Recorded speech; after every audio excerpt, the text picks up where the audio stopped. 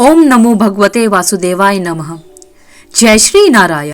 इस वीडियो में हम बृहस्पतिवार की व्रत कथा सुनेंगे और जानेंगे कि बृहस्पतिवार की पूजा विधि क्या है और इस व्रत को रखने के क्या लाभ होते हैं। गुरुवार व्रत करने से बृहस्पति देवता प्रसन्न होते हैं। यह व्रत अत्यंत फलदायी है। अग्नि पुराण के अनुसार अनुराधा नक्षत्र युक्त गुरुवार से आरंभ करके व्रत करने से बृहस्पति ग्रह की हर पीड़ा से मुक्ति मिलती है। तो आइए आप सुनते हैं बृहस्पतिवार की व्रत कथा। प्राचीन समय की बात है। एक नगर में एक बड़ा व्यापारी रहा करता था। वह जहाजों में माल लदवाकर दूसरे देशों में भेजा करता था। वह जिस प्रकार अधिक धन कमाता था उसी प्रकार जी खोलकर दान भी किया करता था, परंतु उसकी पत्नी अत्यंत कंजूस थी। वह किसी को एक दमड़ी भी नहीं देती थी। एक बार सेठ जब दूसरे देश व्यापार करने गया तो पीछे से बृहस्पति देव ने साधु वेश में उसकी पत्नी से भिक्षा मांगी। व्यापारी की पत्नी बृहस्पति देव से बोली, हे साधु महाराज, मैं इस दान और पुण्य से तंग आ गई हूँ।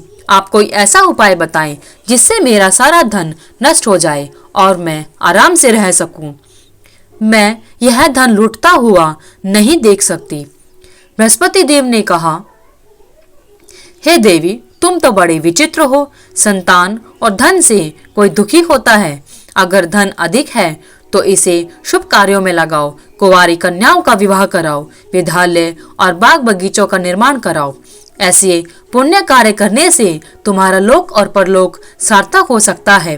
परंतु साधु की इस बातों से व्यापारी की पत्नी को खुशी नहीं हुई। उसने कहा, मुझे ऐसी धन की आवश्यकता नहीं है जिसे मैं दान दूं। तब बृहस्पति देव बोले, यदि तुम्हारी ऐसी इच्छा है तो तुम एक उपाय करना।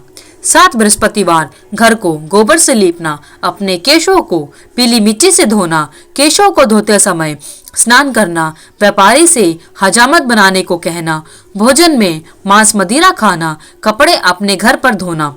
ऐसा करने से तुम्हारा सारा धन नष्ट हो जाएगा। इतना कहकर बृहस्पति देव अंतर्ध्यान हो गए। व्यापारी की पत्नी ने बृहस्पति देव के कहे अनुसार 7 बृहस्पतिवार वैसा ही करने का निश्चय किया। केवल 3 ही बृहस्पतिवार बीते थे कि उसकी सारी संपत्ति नष्ट हो गई और वह परलोक सिधार गई। जब व्यापारी वापस आया तो उसने देखा कि उसका सब कुछ नष्ट हो चुका है। उस व्यापारी ने अपनी पुत्री को सांत्वना दी और दूसरे नगर में जाकर बस गया। वहां वह जंगल से लकड़ी काट कर लाता और शहर में बेचता। इस तरह वह अपना जीवन व्यतीत करने लगा।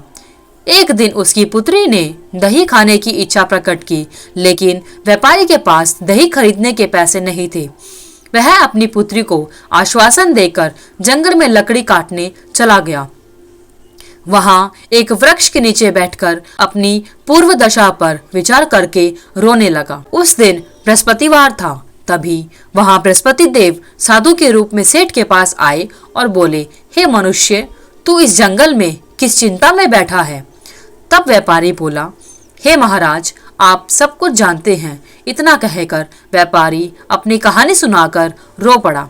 बृहस्पति देव बोले, देखो बेटा, तुम्हारी पत्नी ने बृहस्पति देव का अपमान किया था, इसी कारण तुम्हारा यह हाल हुआ है। लेकिन अब तुम किसी प्रकार की चिंता मत करो।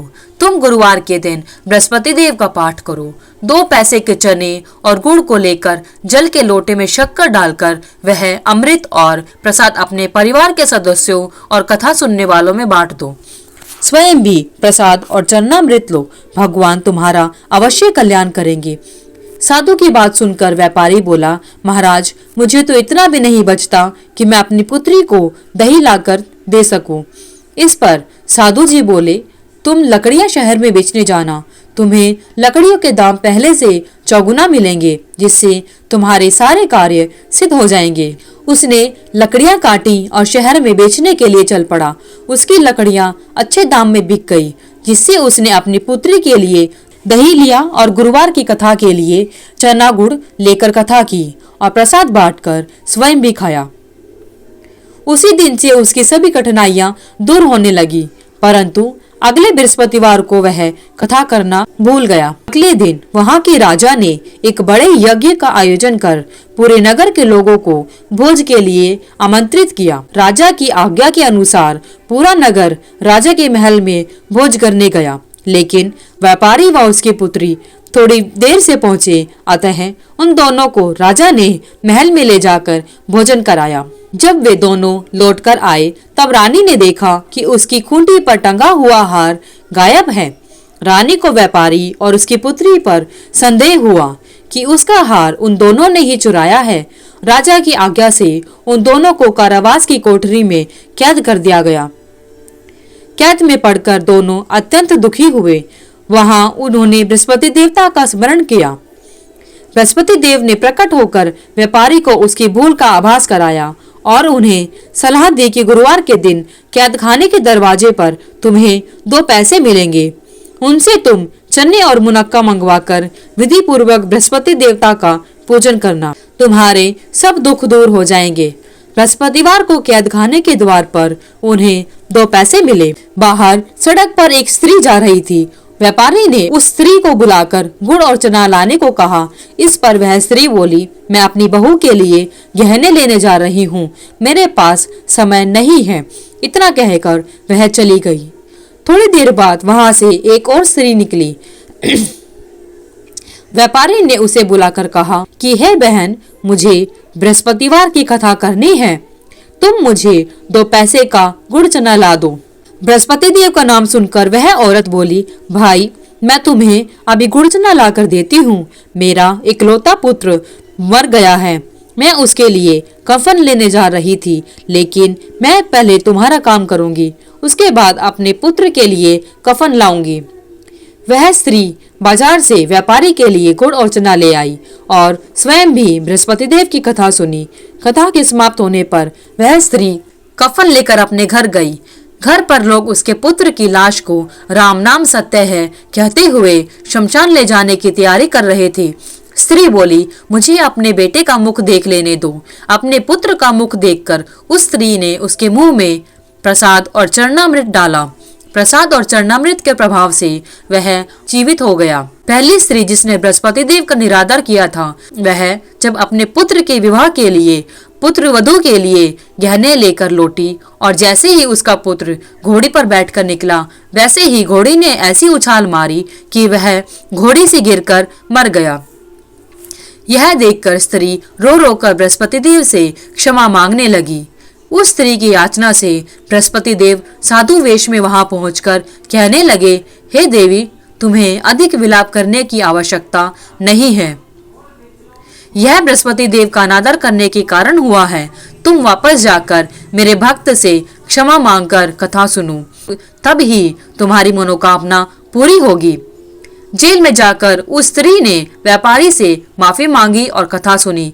कथा के बाद वह प्रसाद और चरणामृत लेकर अपने घर को वापस आई। घर आकर उसने चरणामृत अपने मृत पुत्र के मुंह में डाला। चरणामृत के प्रभाव से उसका पुत्र भी जीवित हो उठा। उसी रात बृहस्पति देव राजा के सपने में आए और बोले, हे राजन, तूने जिस व्यापारी और उसके पुत्री को जेल में कैद कर रखा है वह बिल्कुल निर्दोष है। तुम्हारी रानी का हार वहीं खूंटी पर टंगा है। दिन निकला तो राजा रानी ने हार खूंटी पर लटका हुआ देखा।